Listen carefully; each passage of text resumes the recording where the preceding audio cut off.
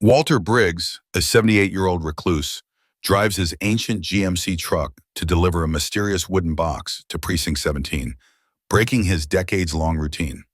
Inside, a military insignia and a letter hint at a secret past.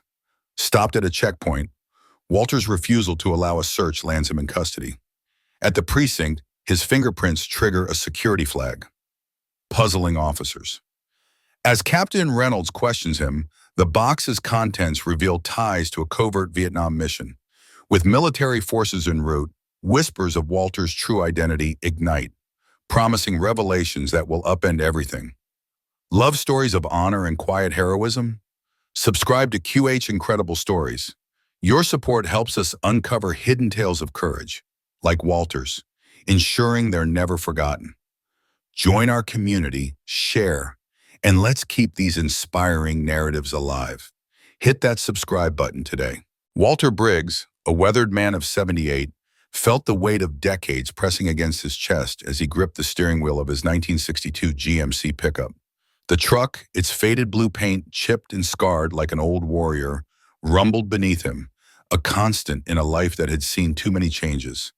The cracked leather seats creaked under his slight frame, each tear in the upholstery, a silent testament to years of solitary drives through the quiet roads of Mill Creek County, Texas. His calloused hands, rough as the bark of the ancient oak on Main Street, trembled faintly, not from fear, but from the quiet resolve of a man who had carried a secret for far too long. His pale blue eyes, etched with the wisdom of unspoken stories, flickered with a mix of relief and dread as he navigated the familiar highway under the deepening twilight. In the small rural community that hugged the eastern edge of Texas, Walter was a ghost of a man, known to all, yet truly known by none. To the locals, he was simply Old Man Briggs, a solitary figure whose nod of acknowledgement was as predictable as the chime of the courthouse clock tower. His life was one of routine, a carefully constructed rhythm that kept questions at bay. Every Tuesday and Friday, without fail, he'd drive his ancient truck through town, its engine growling like a tired beast, to pick up his modest supplies. Always the same items, always paid for with exact change, always with words as sparse as the desert wind. He wasn't cold or unkind. Rather, his silence carried the weight of a man who had learned to guard his thoughts as fiercely as a soldier guards his post. The children of Mill Creek, with their boundless imaginations, had dubbed his truck the war truck for its battered frame and outdated design, unaware of the haunting truth woven into their playful nickname. Tonight, though, was different. As the last hues of orange bled from the horizon, Walter broke the pattern that had defined him for nearly 6 decades. Inside his modest home, a single-story shack with peeling paint and a sagging porch, he stood over a small wooden table, his heart heavy with purpose. His hands, steady despite their tremor, cradled a small object wrapped in soft, worn cloth. It was no larger than a child's fist, yet to Walter it carried the weight of a lifetime. He placed it gently into a hand-carved wooden box, its surface smoothed by years of careful handling, and secured it with a simple brass lock. Each movement was deliberate, almost sacred, as if he were preparing an offering to a forgotten god.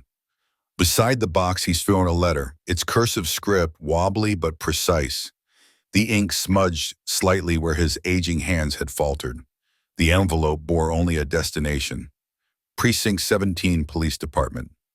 Inside, the note was brief but commanding. Deliver this to Precinct 17. Don't let anyone else touch it.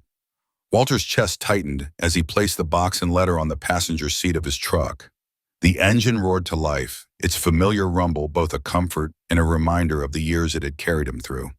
He drove in silence, the absence of a radio leaving only the hum of the engine and the faint whistle of wind through the cracked window. His thoughts churned, heavy with memories he'd buried deep, images of a time when the world was louder, more chaotic, when his hands were steady and his heart less burdened. The 40-mile drive to the county seat stretched before him, each mile a step closer to unburdening himself of a truth he'd carried alone for too long.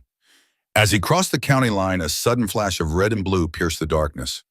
A security checkpoint, an unusual sight on this quiet stretch of highway, loomed ahead. Walter's pulse quickened, though his face remained a mask of calm.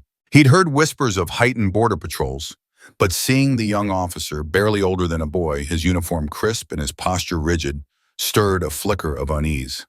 The officer's flashlight beam cut through the night, harsh and unyielding, as he motioned for Walter to pull over.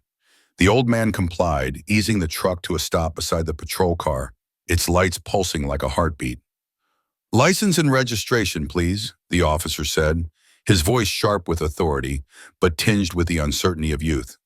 The flashlight's glare swept over Walter's face, catching the beads of sweat that had begun to trickle down his weathered cheeks, glistening like tiny stars against his skin. Walter's hands moved slowly, deliberately, as he reached for the documents. His mind raced, not with fear of the officer, but with the weight of what lay on the seat beside him. The box, the letter, they were more than objects. They were the final pieces of a story he'd never told, a story he'd guarded with the same quiet ferocity that had defined his life. He handed over the papers, his eyes meeting the officer's for a brief moment, a silent plea for understanding that went unnoticed. Minutes later, Walter pulled up to the entrance of Precinct 17, the truck's engine sputtering as it came to a stop. The station was a squat, unassuming building, its fluorescent lights casting a cold glow over the parking lot. Before he could step out, a voice cut through the night, sharp and commanding. "Get out of the vehicle! Hands where I can see them!" Another flashlight beam stabbed into his eyes, blinding him momentarily. Walter's heart thudded, but his movements remained steady as he climbed out, his boots crunching against the gravel. The officer, older than the one at the checkpoint, stood tense, his hand resting near his holster. Walter felt the weight of the moment, the years of silence converging into this single act. Sweat dripped down his face, not from the Texas heat, but from the enormity of what he was about to do. "I'm just returning what doesn't belong to me," Walter said, his voice low but firm, each word carrying the weight of decades. He moved to the truck bed, his hands trembling slightly as he opened it, revealing nothing but the wooden box and the letter, now bathed in the glow of the officer's flashlight. Before anyone could respond, a high-pitched alert shattered the silence, echoing across the station's yard. Walter's breath caught as the sound pierced his ears, a warning that something larger was at play. Within moments, the night seemed to shift, the darkness giving way to the sleek, silent shapes of military SUVs converging on the precinct. Their headlights sliced through the shadows, their engines barely a whisper as they surrounded the building. Walter stood still, the box in his hands, his heart pounding with a mix of fear and relief. He'd known this moment would come, had felt it in his bones for years. Whatever lay within that box, whatever truth he'd guarded, was no longer his to carry. As the officers and soldiers closed in, their faces a blur of suspicion and curiosity, Walter's thoughts drifted to the life he'd lived, the quiet days, the solitary nights, the weight of a secret that had shaped him. "Welcome to QH," he thought, the cryptic phrase echoing in his mind. The truth, long buried, was about to be uncovered. Walter slid into the cab of his weathered truck, the door creaking under the weight of years of use. Much like his own bones groaned under the burden of time. His hands, rough and calloused from decades of labor, fumbled deliberately into the frayed pocket of his jacket. From it, he pulled a wallet, its leather cracked and peeling, a relic of a life lived quietly but with purpose. Inside, he found his driver's license, the photograph so faded it barely captured the man he once was, a younger version with sharper eyes and a jaw set with determination. The expiration date, though, remained valid, a small tether to the present. He handed it to the officer standing outside, whose flashlight beam cut through the night like a blade of suspicion. The officer, young enough to be Walter's grandson, scrutinized the license with a furrowed brow, his skepticism palpable in the tense silence. "What brings you out so late, Mr. Briggs? Police business?" he asked, his voice tinged with a mix of curiosity and doubt. Walter's response came slowly, his words gravelly, worn thin by age and a life of sparing conversation. "Police business," he repeated, his tone steady but heavy with unspoken weight. The officer's eyes narrowed, his posture stiffening as suspicion deepened. "Mind if I take a look in your vehicle?" he pressed, his gaze flicking toward the truck's interior. Walter's hand instinctively drifted toward the wooden box resting on the passenger seat, its surface polished smooth by years of careful handling. His fingers lingered there, protective, as if shielding a sacred relic. "What's in my truck isn't for curious eyes, son," he said, his voice low but firm, carrying the weight of a vow unbroken. "It's for Precinct 17 and only Precinct 17. The officer's hand twitched toward his holster, a reflex born of training and unease. "Step out of the vehicle, sir," he ordered, his tone now sharp. "I need to check the contents of your truck." Walter's heart thudded, not with fear but with the resolve of a man who had carried a promise for nearly half a century. "I can't let you do that," he said, his voice calm but unyielding, like a riverbed resisting the current. "This isn't ordinary cargo." The officer's face hardened, and within minutes the night was pierced by the wail of sirens as two more patrol cars rolled up, their lights casting a harsh glow over the scene. Walter found himself surrounded, the officers' stances rigid, their eyes seeing not an old man but a potential threat, a label he had never worn in his long, quiet life. "Last chance, sir," the lead officer said, his voice clipped. "Exit the vehicle and consent to a search, or we'll have to detain you." Walter's gaze swept over the young faces before him, each one a mix of authority and uncertainty, their hands poised as if he were a danger rather than a weary traveler on a mission. In their eyes, he saw the flicker of youth, untested by the weight of promises kept through decades of sacrifice. His mind drifted to the box, to the weight of its contents, not in pounds, but in memories, in honor, in a debt unpaid for 47 years. He thought of the man who had entrusted it to him, the friend whose laughter still echoed in his dreams, whose final words had bound Walter to this moment. "I believe you're making a mistake," he said softly, his voice carrying the quiet strength of conviction. "But I won't resist." As the officers approached with handcuffs, Walter's thoughts were not on the indignity of the moment or the cold metal that would soon encircle his wrists. They were on the box, on the symbol of honor it held, a relic of a life cut short, a promise he had sworn to keep, no matter the cost. The weight of that vow pressed against his chest, heavier than any restraint, more binding than any law. He stepped out of the truck, his movements slow but deliberate, his eyes never leaving the box, as if willing it to remain safe, untouched by hands that could not understand its worth.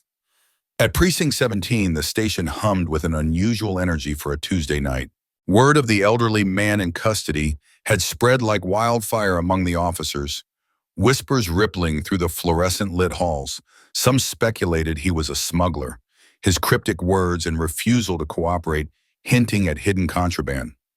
Others wondered if he was simply lost to dementia, his mind adrift in a fog of delusion. Walter sat on a metal bench in the holding area, his posture unbowed despite the ache in his joints. His hands rested precisely on his knees, his gaze steady, as if looking through the walls to a place only he could see. He felt no fear, no anger, only a quiet resolve to see his task through, to deliver what he had carried for so long.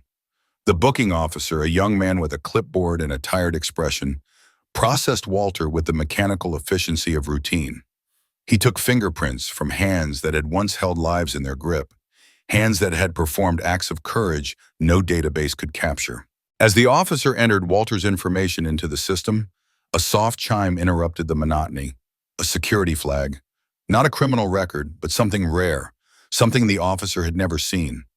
It flickered on the screen, cryptic and unexplained, a digital whisper of something significant. Perplexed, he flagged it to his supervisor, who gave a dismissive shrug. "Follow protocol," the supervisor said. "Let the system sort it out." Captain Reynolds, the night shift supervisor, watched from behind the glass partition of his office, his arms crossed, his brow furrowed. Something about Walter unsettled him. Not the defiance of a criminal, but the quiet dignity of a man who seemed untouched by the chaos around him. Walter's straight back, his unflinching gaze, his hands steady despite the weight of years. It wasn't the posture of guilt or confusion. It was the bearing of someone who had faced far greater trials than a night in custody. "Who called this in?" Reynolds asked, his voice low. "Desk sergeant," an officer replied. "Checkpoint at county line, sir."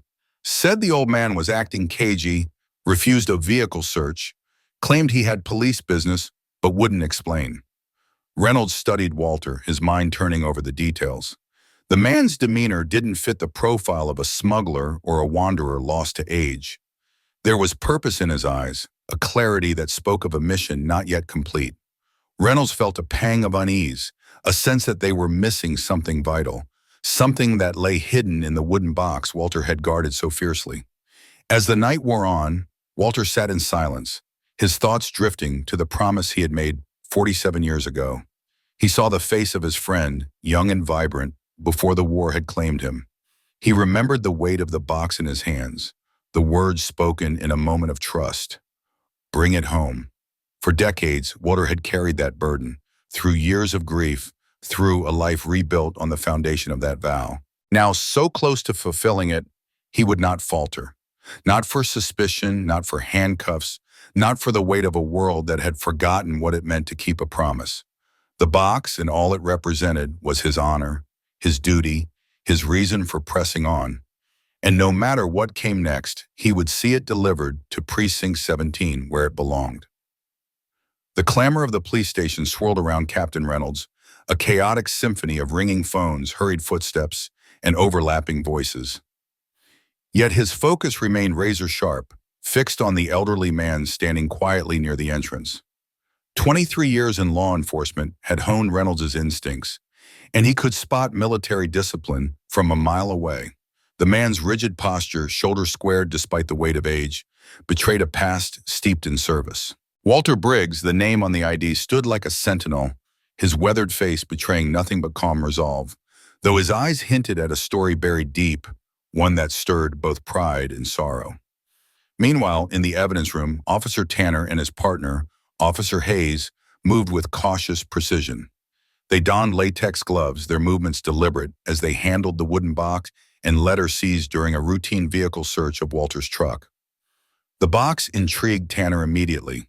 Its hand-carved surface, smoothed by time, felt like a relic from another era, perhaps decades old. He ran his fingers along its edges, marveling at the craftsmanship. "This isn't something you'd find in a store," he murmured, his curiosity piqued. Hayes, peering over his shoulder, pointed to faint, almost invisible markings along the bottom edge. "Look at that," she said, her voice tinged with intrigue. "It's like someone stamped it and then tried to erase it, sanded it down." The discovery sent a ripple of unease through Tanner.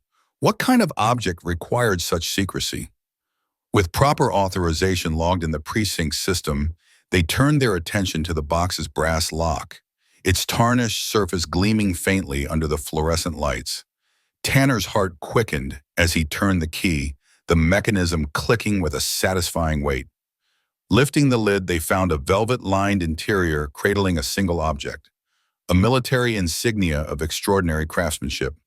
Its intricate design gleamed, catching the light in a way that demanded reverence. The emblem bore markings unlike any standard military decoration, with an encrypted serial number etched along its edge and an official seal that neither officer could place. Confusion washed over them, a mix of awe and uncertainty. This isn't standard issue," Tanner said, his voice barely above a whisper. "It's military, but it's different." He reached for the precinct's camera, snapping photos from every angle, careful not to touch the insignia directly. Hayes, studying the design, added, "Look at the detail. This belongs to someone high-ranking. No question." Hayes had already turned her attention to the letter found alongside the box in Walter's truck. She unfolded it carefully, her eyes scanning the precise, formal handwriting. "Listen to this," she said, her tone heavy with the weight of the words. "The bearer entrusts to Precinct 17 the original insignia of the Echo Shadow Unit, retrieved from Firebase Horizon, Vietnam, 1975. To be returned to rightful military authorities upon confirmation of Protocol Silverline. May those who fell be remembered. May those who wait find peace." She paused, glancing at Tanner. "It's signed by Colonel Jonathan Briggs, USMC, retired." Tanner's brow furrowed. "Briggs? That's the same last name as our guy out there." He held up Walter's identification, the name glaring in bold print. "Related, you think?" Hayes nodded slowly. "Has to be. But Echo Shadow Unit? Never heard of it. You?" Tanner shook his head, a flicker of frustration crossing his face. Not a clue. Let's run it through the system. Back in the captain's office, Reynolds sat across from Walter, the air between them thick with unspoken questions.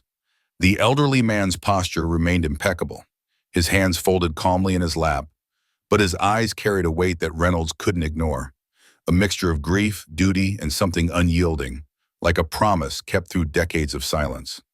"Mr. Briggs," Reynolds began, his voice steady but probing, "we've examined the contents of the box you were transporting. Care to explain why you're carrying what appears to be military property, potentially of significant value?" He leaned forward, studying Walter's face for any flicker of emotion, any crack in the man's composed exterior. Walter met the captain's gaze without hesitation, his eyes clear and resolute. "I'm returning it to where it belongs," he said simply, his voice low but firm, carrying the weight of a vow. Reynolds raised an eyebrow, unconvinced. "And why bring it to a police station instead of a military base?" Walter's response came without pause, as though rehearsed 1,000 times in his mind. Protocol Silverline stipulates civilian authority as the first point of contact. The term landed like a stone in still water, rippling through Reynolds' thoughts. Protocol Silverline? It wasn't in any manual he'd ever studied, and his years in law enforcement had exposed him to plenty of obscure regulations. He leaned closer, his curiosity now tinged with suspicion. "You could have saved yourself a lot of trouble by explaining this to the officers at the checkpoint." A sad, almost wistful smile tugged at Walter's lips, deepening the lines etched into his weathered face. "Some promises, Captain, require discretion," he said softly, "even when it's inconvenient." His words carried a quiet conviction, as though he were speaking not just to Reynolds but to a memory, to someone or something long gone. Reynolds tapped the letter on his desk, the name Colonel Jonathan Briggs staring up at him. "So, you're related to this Colonel Briggs?" he asked, his tone sharper now, pressing for clarity. Walter's eyes flickered, a storm of emotions passing through them. Grief, pride, perhaps a trace of guilt. "I've never needed titles to do what's right," he said, his voice steady but heavy, as though each word carried the weight of a lifetime. Before Reynolds could press further, a sharp knock interrupted the tense silence. Officer Tanner stood in the doorway, his face pale, his voice lowered to a near whisper. "Sir, we just ran the insignia through the system," he said, glancing briefly at Walter before returning his focus to the captain. "It triggered some kind of alert.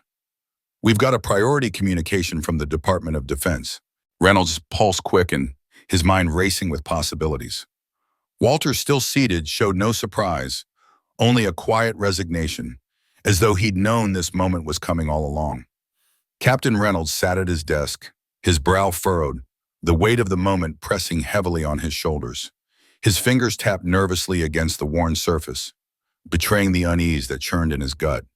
The message he'd just received was unlike anything he'd encountered in his decades on the force. "They're ordering us to secure the item and the individual," his deputy had relayed, voice tight with uncertainty. "No further questioning, sir. That's the directive." Reynolds' eyes narrowed, a flicker of indignation sparking within him. "On whose authority?" he demanded, his voice low but edged with defiance.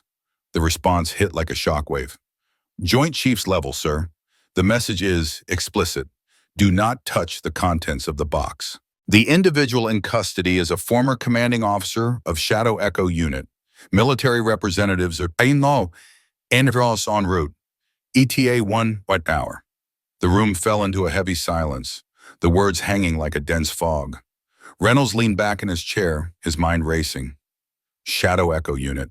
The name alone conjured whispers of covert operations, elite soldiers moving in the shadows of conflicts most never knew existed. And now Walter Briggs, the unassuming elderly man they'd brought in earlier that evening, was tied to that world.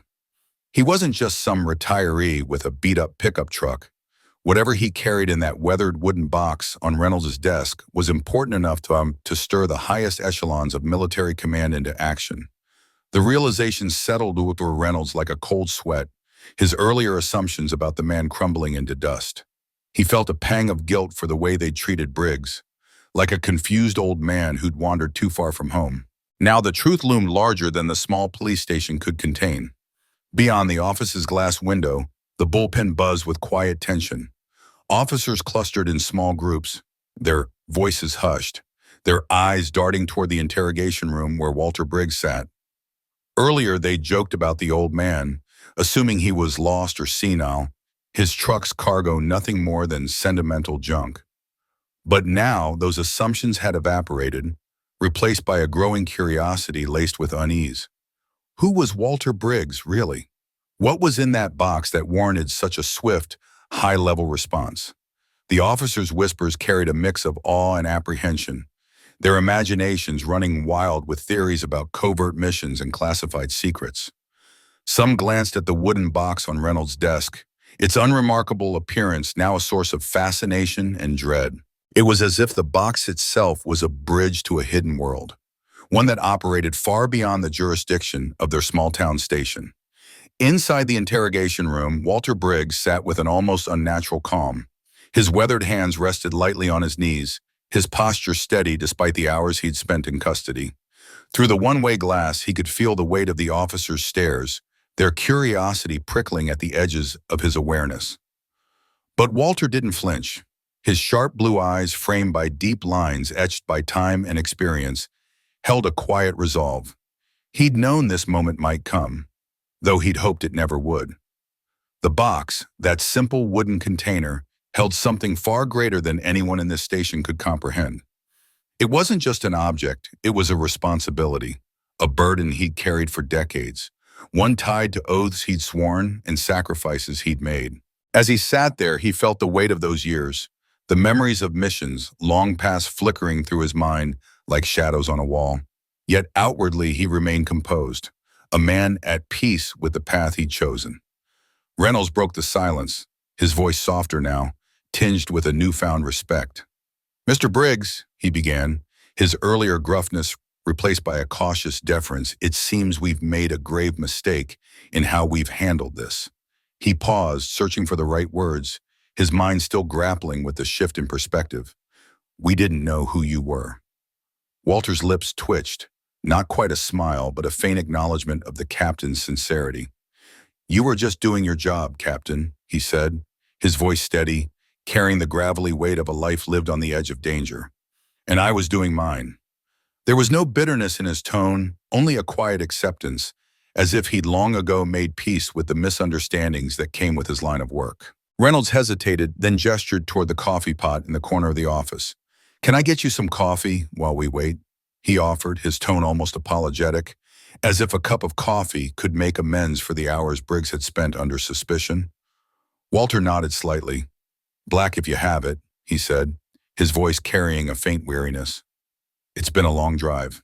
The simplicity of the request struck Reynolds, grounding the surreal moment in something human, ordinary. He poured the coffee, the dark liquid steaming as it filled the mug, and handed it to Walter, who accepted it with a nod of thanks. As their eyes met, Reynolds saw something in the older man's gaze. Resilience, perhaps, or the quiet strength of someone who had seen things most could never imagine. As midnight drew near, the station's atmosphere shifted from the hum of routine to a palpable tension that seemed to vibrate through the walls. Every officer felt it, though none could fully articulate what they were witnessing. This wasn't just another night on the job. Something extraordinary was unfolding, something that reached far beyond their small-town jurisdiction. Security protocols had been tightened, the building locked down, and extra officers stationed at every entrance. Walter Briggs was no longer a suspect, but he wasn't exactly a guest of honor either. He sat in the interrogation room, sipping his coffee, his calm demeanor a stark contrast to the nervous energy that pulsed through the station. The officers stole glances at him, their minds buzzing with questions they didn't dare voice. What kind of man could inspire such a response from the military? What kind of mission had brought him here, to their quiet corner of the world? At exactly 12:38 a.m., the station's perimeter sensors flared to life, their shrill alerts cutting through the stillness. Officers crowded around the security monitors, their eyes wide with astonishment as 6 identical black SUVs, each bearing military markings, rolled into the parking lot with eerie precision. The vehicles moved in perfect formation, surrounding the station like a silent, unyielding wall. There were no sirens, no flashing lights, just the cold, disciplined efficiency of a military operation executed with surgical accuracy.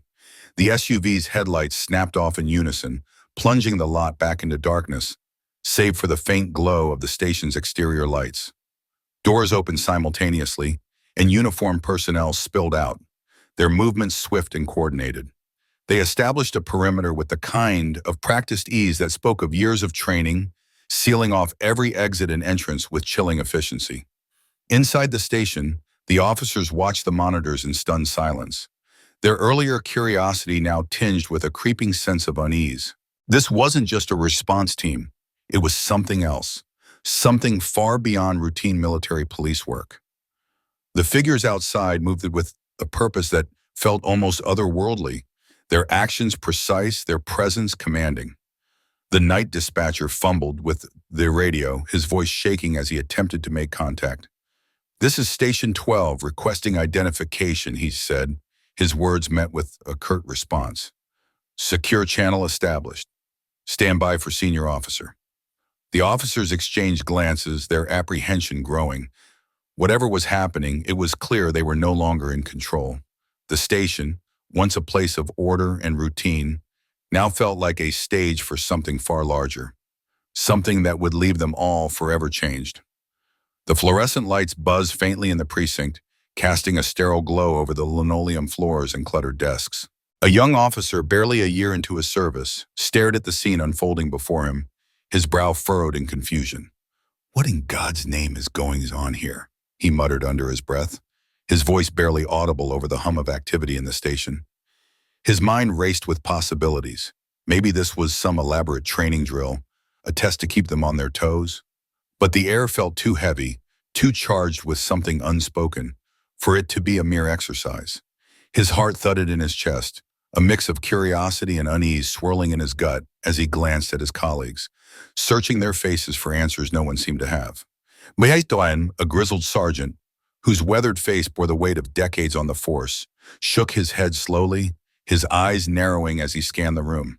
"This ain't no training I've ever seen," he said, his voice low and gravelly, tinged with a mix of suspicion and respect. He'd been through countless drills, seen every kind of protocol the department could throw at them. But this was different. His gaze lingered on the unfamiliar insignias pinned to the uniforms of the newcomers. Joint Special Operations, he recognized, though he couldn't quite place them. "Whatever's happening here, kid, it's way above our pay grade," he added, his tone carrying the weight of someone who knew when to stop asking questions. Yet even he couldn't shake the nagging feeling that they were witnessing something monumental, something that would linger in their minds long after the night was over. Captain Reynolds, standing a few feet away, adjusted his tie and smoothed the front of his crisp uniform, his movements deliberate but betraying a flicker of anxiety. His broad shoulders squared as he barked an order for his officers to stand at attention, his voice sharp but steady. Whatever was unfolding in his precinct tonight, it was no ordinary matter. The usual rhythm of the station, petty theft reports, drunk and disorderly calls, the clatter of keyboards, had been disrupted by an event that felt like it belonged in a different world, one governed by rules and secrets he wasn't privy to. His mind churned with questions, but he pushed them aside, focusing on maintaining order, projecting the calm authority his team relied on. Still, a knot of uncertainty tightened in his chest. What could possibly demand such formality, such urgency?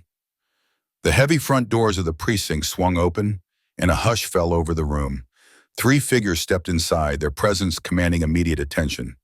2 military police officers, their faces stern and their postures rigid, flanked a man in his 60s whose uniform gleamed with the unmistakable markers of high rank.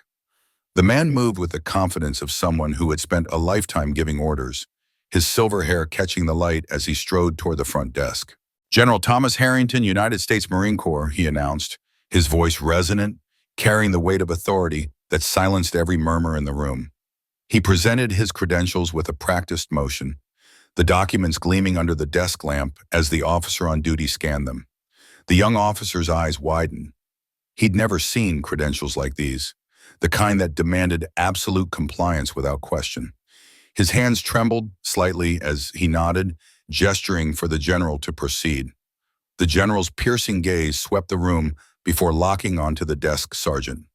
"I understand you're holding Walter Briggs in connection with a wooden box he brought to this station," he said, his tone clipped but polite, leaving no room for delay. The sergeant, a man who prided himself on his unflappable demeanor, felt a bead of sweat form at his temple. "Yes, sir," he replied, his voice steady despite the pressure. "Captain Reynolds is with Mr. Briggs in his office. The item is secured." The general nodded, his expression unreadable. "Take me to them now." The words were not a request but a command, and the sergeant moved quickly, leading the way through the maze of desks and curious stares. As General Harrington and his escorts moved through the station, every officer snapped to attention, their bodies rigid, their eyes fixed forward. The air crackled with tension, a collective awareness that something extraordinary was unfolding. The general's boots echoed on the floor, each step a reminder of the gravity of the moment. Officers exchanged glances, their minds racing with questions they didn't dare voice. Who was this man? What could possibly warrant the presence of a three-star general in their small precinct? The young officer felt his pulse quicken, his imagination conjuring scenarios from espionage to covert operations, each more outlandish than the last. The sergeant, meanwhile, kept his eyes on the general, his instincts telling him this was a moment he'd recount for years to come. When the general entered Captain Reynolds' office, his gaze immediately found Walter Briggs, who rose from his chair with a fluid grace that seemed at odds with his age. Walter, a wiry man in his late 70s, wore faded clothes that spoke of a life lived modestly, an old flannel shirt, worn jeans, and scuffed boots that hinted at years of hard use. His face, lined with the marks of time, held a quiet strength, his eyes sharp and alert despite the late hour. The room froze as General Harrington, a man who had briefed presidents and led thousands, approached Walter and delivered a crisp, formal military salute. The gesture was so unexpected, so reverent, that it sent a ripple of shock through the room.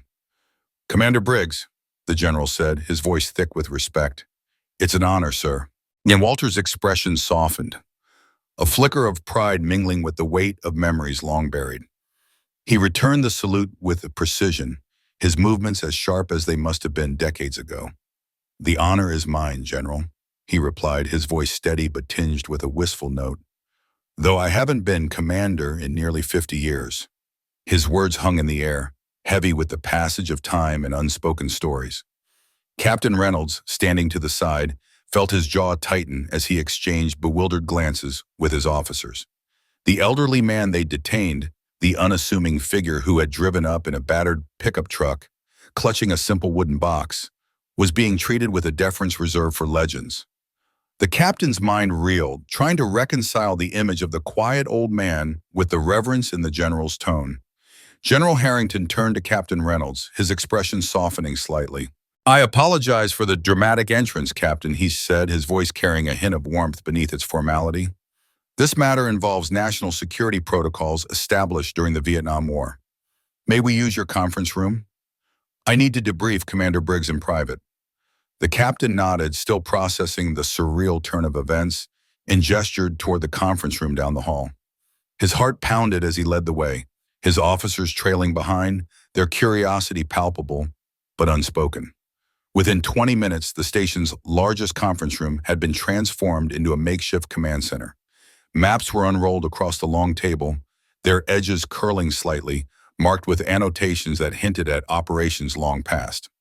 Classified files, their covers stamped with bold red warnings, lay open, their contents a mystery to all but the general and Walter. Recording equipment, standard for such rooms, had been disabled, the wires unplugged with deliberate care. At the center of the table sat the wooden box, its lid now open to reveal a single item. A faded insignia, its intricate design barely visible in the dim light, but radiating a significance that filled the room with an almost tangible weight. The general addressed the small group of officers gathered around the table, their faces a mix of awe and confusion. Walter sat quietly at his side, his hands folded, his gaze steady but distant, as if lost in memories only he could see. "What I'm about to tell you is classified," the general began, his voice low but commanding. But given the circumstances, you deserve to understand the significance of tonight's events. He paused, his eyes sweeping the room before settling on Walter. This man before you is Walter Briggs, former commander of the Shadow Echo Unit, a special operations team that officially never existed. The room fell silent, the weight of his words sinking in. The officers leaned forward, hanging on every syllable, their minds struggling to process the revelation. The general gestured toward Walter, his voice softening with reverence. In 1970, during the fall of Saigon, Commander Briggs and his unit were tasked with a classified extraction mission. It went catastrophically wrong. He paused, letting the gravity of the statement settle. Commander Briggs was the sole survivor of an operation that saved 37 lives, but cost 11 of his men theirs. Before the evacuation, he recovered the unit's insignia, the one in that box, and made a solemn promise to the families of his fallen comrades. Walter's eyes glistened, though his expression remained composed. The memories flooded back, the chaos of Saigon, the gunfire, the desperate faces of those they'd saved, and the unbearable weight of those they'd lost. He'd carried that promise for decades. The insignia, a tangible reminder of the men who'd trusted him, who'd followed him into the abyss.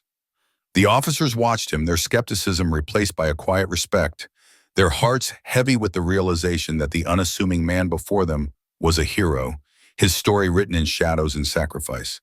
The weight of decades rested in the general's hands as he held the insignia, its edges worn smooth by time, but its significance undimmed. His chest tightened, a quiet reverence swelling within him for the men and women whose names were encoded in the delicate microfilm nestled inside.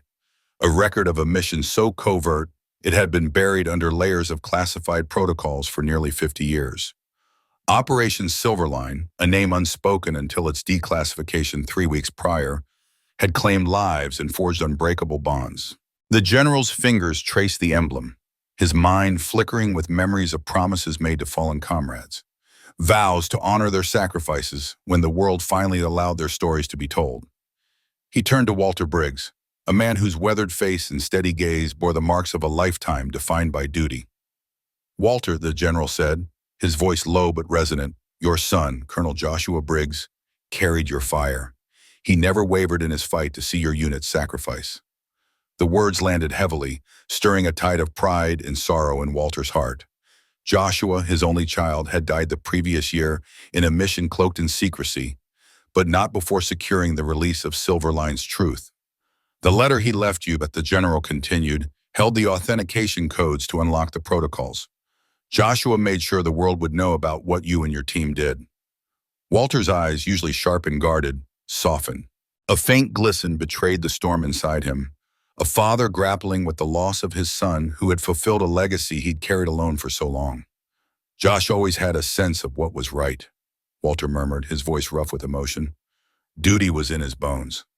The general shifted his attention to Captain Daniel Reynolds, a young officer standing nearby, his posture rigid but his face etched with uncertainty. "Captain," the general said, his tone cutting through the younger man's unease, "your team didn't just detain an elderly man tonight. They crossed paths with one of America's most decorated covert operatives, a legend who's been honoring a vow to his fallen brothers for nearly half a century." The room grew still, the air charged with realization. Reynolds swallowed hard, his mind replaying the moment his officers had stopped Walter, thinking he was a confused old man wandering near a secure facility. Guilt gnawed at him, mixed with awe for the figure now standing quietly before him. The junior officer who had placed the cuffs on Walter, Lieutenant Sam Carter, stepped forward, his face pale with regret. "Sir, Mr. Briggs, I owe you an apology," he said, his voice unsteady. "If I'd known who you were, I'd never have—" Walter raised a hand, gentle but firm, cutting him off. The old man's eyes held no anger, only understanding. "You were doing your job, son," he said softly. "I've never held a grudge against anyone for doing what's right." The words, simple yet profound, eased the young officer's shame, though the weight of his mistake lingered. The general nodded, his expression somber but proud. "Commander Briggs wasn't here for personal glory tonight," he said, addressing the room. "He was fulfilling a sacred oath. One warrior makes to another. We leave no one behind, not in battle, not in memory." The words struck deep, and every officer in the room stood taller, their earlier confusion replaced by reverence. They had processed Walter like any other civilian, unaware that the man in handcuffs had carried a burden of honor longer than most of them had been alive. Reynolds felt a lump in his throat, his respect for Walter growing with every word. The general continued, "We didn't come to arrest anyone today. We came to escort Commander Briggs to Andrews Air Force Base, where tomorrow the president will honor the Shadow Echo unit and present Walter with the recognition his team earned with their lives." As Walter stood to leave, Captain Reynolds stepped forward, his voice steady despite the emotion swirling within him. "Sir, it would be our privilege to provide a police escort for your trip to Andrews," he offered, his eyes earnest. Walter's weathered face broke into a genuine smile, one that seemed to erase years of hardship for a moment. "That's kind of you, Captain, but it's not needed," he said warmly. "There's just one thing I'd like." Reynolds nodded eagerly. "Name it, sir." Walter's gaze drifted, as if seeing something beyond the room. "I'd like to drive my own truck to Andrews," he said. "That old GMC has been with me through everything. It deserves to see this through." The general let out a hearty chuckle, the sound breaking the tension in the room. "That can be arranged, Commander. That truck's as much a part of this story as you are." As Walter made his way toward the station's exit, the officers formed a silent honor guard, lining the hallway and standing at attention. Their crisp uniforms contrasted with Walter's simple flannel shirt and worn jeans, yet he moved among them with a quiet dignity that commanded respect. His steps were deliberate, each one carrying the weight of decades spent in service to a promise. Inside, Walter felt a complex weave of emotions: relief that his comrades would finally be recognized, grief for those who couldn't stand beside him, and a quiet pride in his son's legacy. He didn't need the medals or the ceremony to know his worth, but the thought of his team's sacrifices being acknowledged filled a void he'd carried for too long. 1 week later, the story of Walter Briggs and his ancient GMC truck rippled across local and national news. Headlines read, "America's oldest truck, driven by Secret War hero, honored after 47 years." The ceremony at Andrews Air Force Base had been a poignant blend of solemnity and celebration, a moment where the nation paused to honor the Shadow Echo unit's courage. Walter stood tall as the president pinned the medals to his chest, his thoughts with his fallen brothers and his son, whose determination had made this day possible. For Walter, the recognition was not about personal acclaim, but about ensuring the world remembered the cost of freedom. As he drove his truck home, the familiar rumble of its engine felt like a heartbeat, a reminder that some journeys, no matter how long, always find their way to completion. On a crisp morning under a sky streaked with the soft hues of dawn, Walter Briggs stood tall in a meticulously pressed dress uniform, its fabric adorned with rows of medals that had long been hidden from the world. Each gleaming pin told a story of courage, sacrifice, and secrets kept for nearly half a century. Beside him stood the president, a figure of authority whose presence seemed to fade in the shadow of Walter's quiet strength. As the names of Walter's fallen comrades from the Shadow Echo unit echoed through the solemn air, his heart tightened with each syllable. These were not just names, they were faces etched into his memory, voices that still whispered in his dreams, and promises he had sworn to carry through decades of silence. For every name read aloud, a family member stepped forward, their faces a mix of grief and pride, to receive posthumous honors for their loved ones. Many met Walter for the first time, unaware that this unassuming man had held their kin close in his heart, a silent guardian of their memory. He greeted each with a steady gaze, his eyes brimming with unspoken stories, moments of camaraderie in the heat of battle, shared laughter under starlit skies, and the unbearable weight of loss that had followed. To them, he was a stranger. To him, they were the living echoes of brothers he could never forget. Gone was the Walter of old, the weathered figure in faded flannel and worn boots, his back bent under the weight of years in solitude. In his place stood a warrior reborn, the uniform restoring a dignity that time had tried to erode. His shoulders, once slumped, now squared with purpose.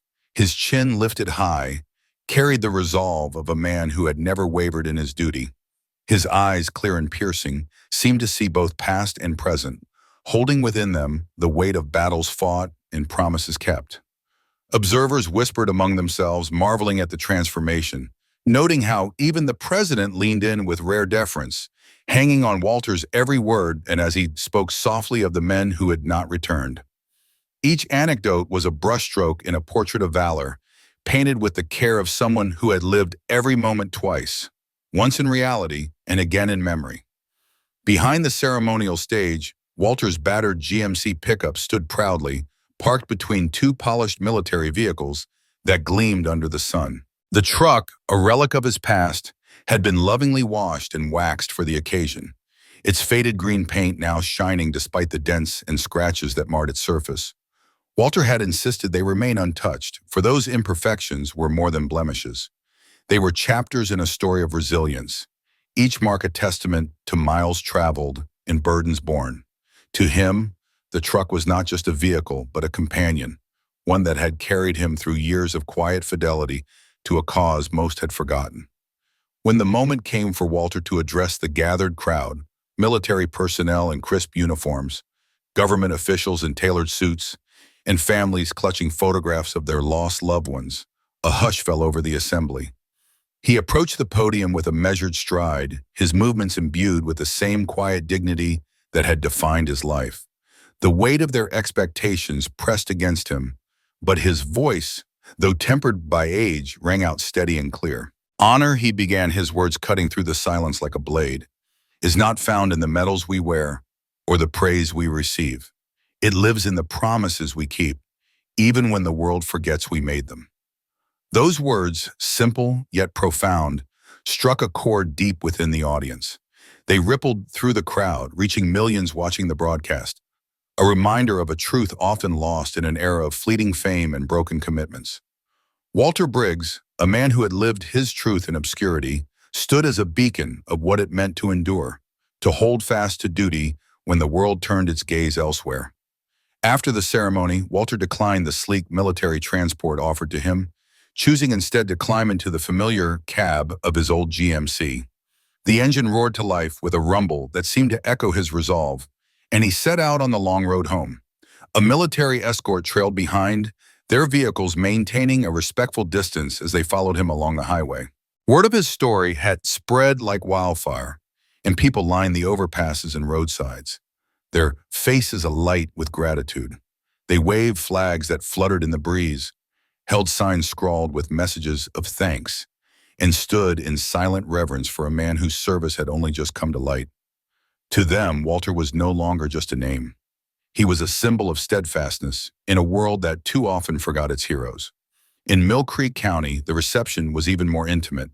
At the checkpoint where Walter had once been stopped, officers now stood at attention, their salutes crisp and heartfelt as his truck rolled past. Children who had once giggled at the sight of his weathered war truck now watched in awe, their young eyes tracing the dents and scratches with newfound respect. They understood, perhaps for the first time, that some scars were earned through honor, not shame. The military, recognizing the depth of Walter's commitment, presented him with a special commendation for his unwavering fidelity to principle in a world that had changed around him. But it was the small brass plaque quietly installed on the dashboard of his truck that meant the most to him. Engraved with the words, Walter Briggs, keeper of promises for 47 years, it was a quiet acknowledgement of a life lived in service to others. The following Sunday, a poignant gathering took place at Walter's modest home, a simple house tucked away in the rolling hills of Mill Creek. Without fanfare or public announcement, the families of the Shadow Echo unit made the pilgrimage to his doorstep. They came bearing photographs, yellowed letters, and stories of the men who had not returned, sons, brothers, fathers whose absence had left holes in their lives. In Walter's living room, they shared memories, their voices trembling with emotion as they spoke of the men they had loved. Walter listened, his eyes glistening with unshed tears, and added his own recollections, moments of bravery, quiet kindnesses, and the bonds forged in the crucible of war. Together they wove a tapestry of remembrance, a living memorial far more enduring than any statue of stone or metal. For Walter, it was a moment of connection, a chance to share the burden he had carried alone for so long.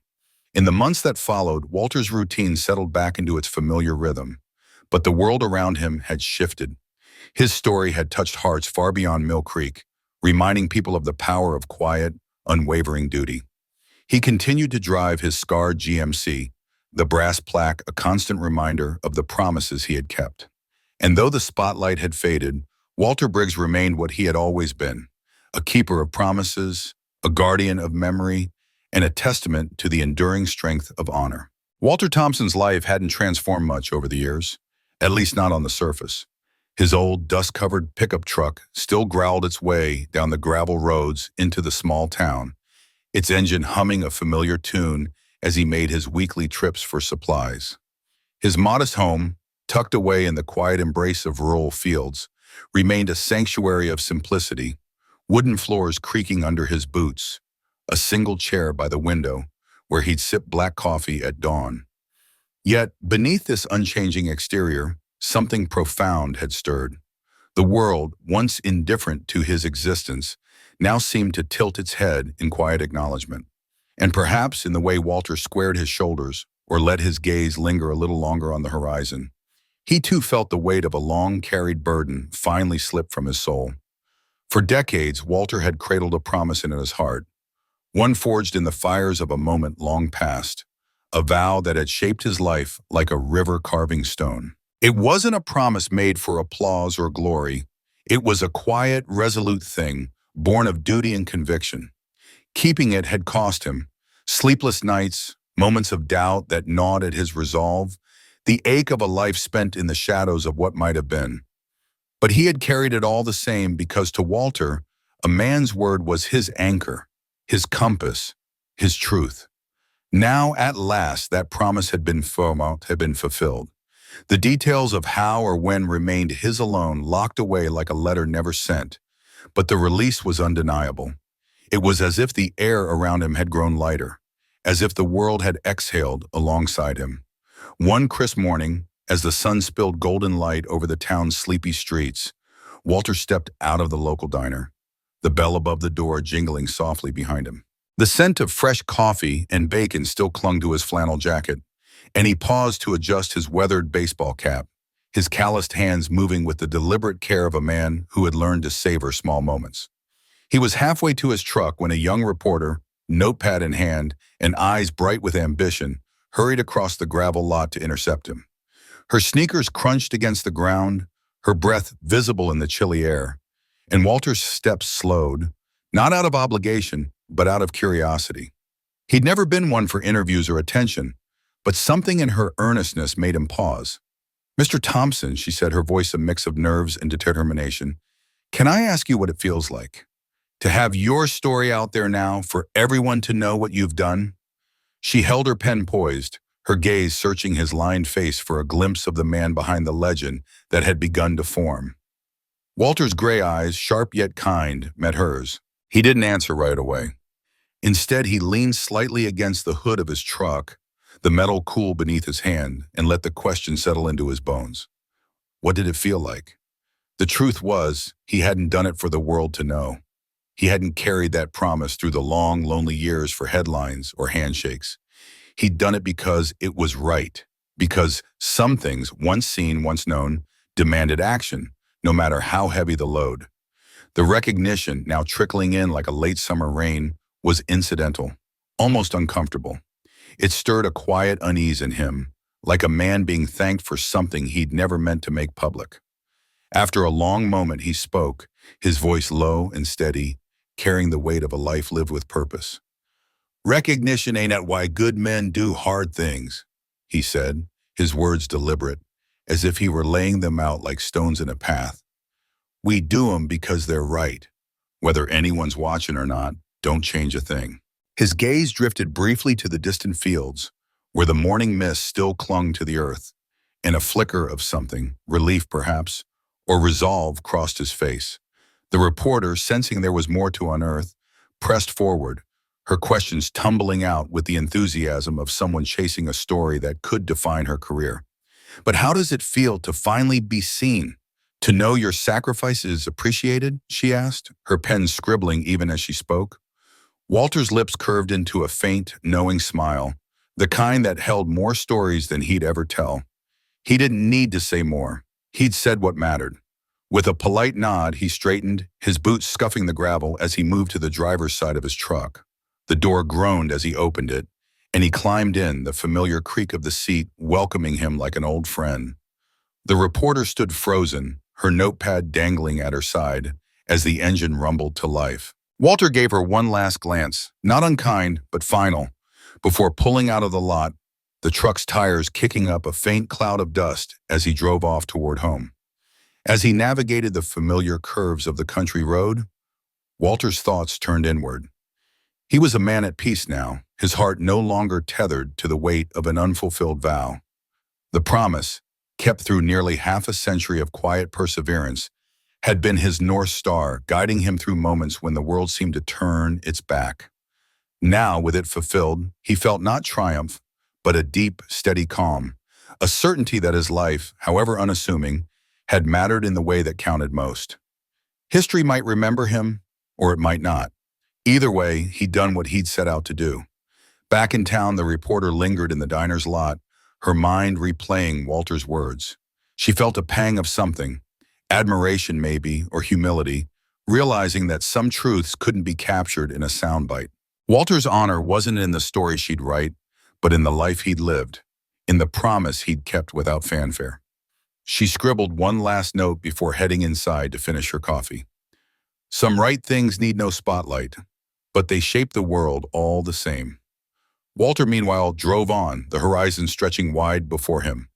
The world could tell its stories, but his was written in the quiet actions of a man who'd carried his duty not for glory, but for the simple, unshakable truth that some things, no matter how hard, must be done.